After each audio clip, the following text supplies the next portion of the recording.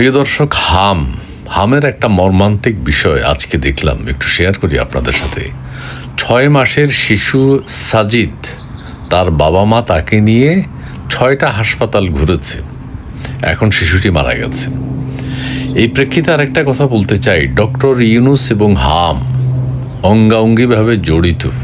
Doctor Yunus হামকে আমন্ত্রণ জানিয়েছেন। এই শিশু সাজিদ হচ্ছে বাবা মায়ের একমাত্র ছেলে সন্তান। তাদের আগে 3টি মেয়ে সন্তান আছে, কন্যা সন্তান। 16 বছর পরে তাদের 16 বছর পরে আরেকটি সন্তান হয়েছে, সেটি ছেলে। এই ছোট্ট শিশু সাজিদকে নিয়ে তাদের আনন্দের সীমা নেই। সেই শিশুটিকে বাবা মা হারিয়েছে। বাবা মার কি আর্তনাদ, কি আর্তচিৎকার! একটা সন্তান হারা বাবা মার মনের অবস্থা কি হতে পারে সেটি আমরা সবাই জানি।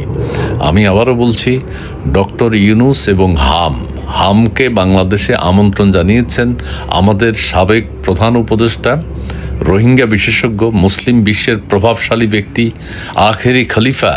নবীরা যেভাবে আসেন, ডক্টর ইউনুসও সেভাবে আসছেন, এটা আমাদের ইব্রাহিম হুজুর বলেছেন।